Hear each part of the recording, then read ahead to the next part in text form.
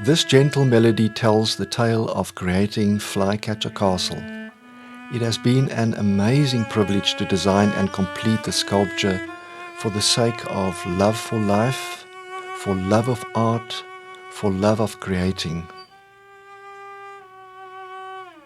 In this space, in Ellie Siegel's words, I've indeed discovered the just purpose of my life, to be myself and give everything to creating beauty.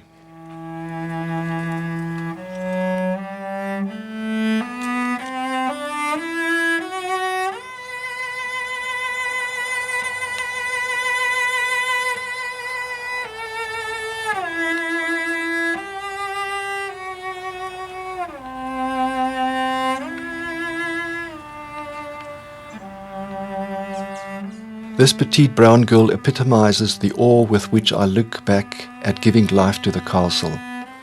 Shaki was adopted from the local squatter area, neglected and initially thin as a reed. It is obvious that she is completely mesmerized. Never before has she come across the heavenly voice of a cello. Looking at this castle, I'm still mesmerized and incredulous about the once-in-a-lifetime heavenly privilege to contributing in making it rise from a previously empty stand. It all began when the architect did not manage to come up with a pleasing design.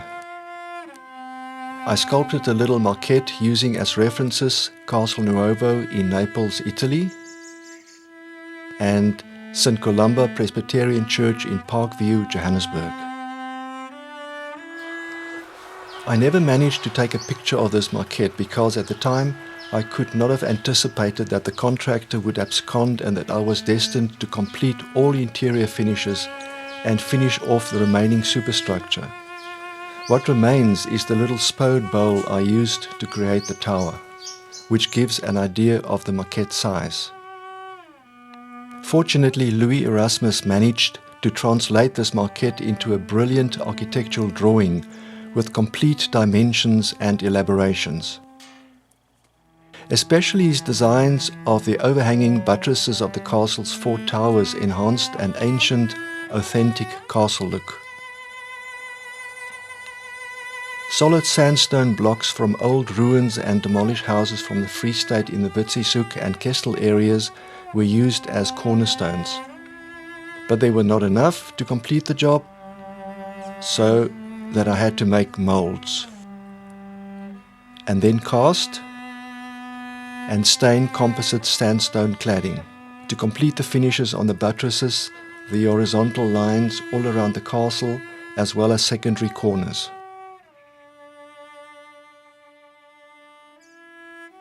A series of small mock windows were added using black painted glass and then covering it with stained glass. Some of these windows were embellished with sconces that were produced in the usual way by sculpting the clay master, making molds of it and then casting resin copies. It gave me great pleasure to design and produce stained glass windows with an Art Deco type design that would also be pleasing to the eye when viewed from the outside by making use of iridescent glass. The main feature gradually unfolded as the building progressed. Creating the eagle to give the castle a celestial aura already started in my Johannesburg studio. But finishing off the final clay master copy, completing the mold making and casting the resin copy took place wherever space amongst building activities could be found.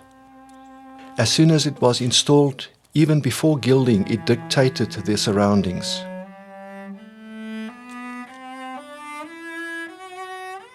Till this day, the Black Eagle sculpture rules the front garden together with its regular live companions, the jackal buzzard and crested eagle, yet at the same time offering a comforting perching place to the singing rock thrush and the pair of greater striped swallows. The rest of the sculpted embellishments support the grandeur of the eagle titled New Life. But this sculpture alludes to another new life. Underneath the eagle is the Hebrew word for God the Father. The symbols Alpha and Omega on the two large rosettes point to the cross of Constantine, the symbol of Christ, and at the bottom is the symbol of Holy Spirit. The remaining ornamentations once again were first sculpted in clay, followed by silicone rubber mold making and casting in acrylic resin to make it compatible with a sandstone-colored water-based semwash paint. Some of these objects were cast using molds I created some years before for interior decorating items such as curtain holdbacks. This cryptic account of creating the main facade does not tell about the tedious process of finishing off and installing the objects.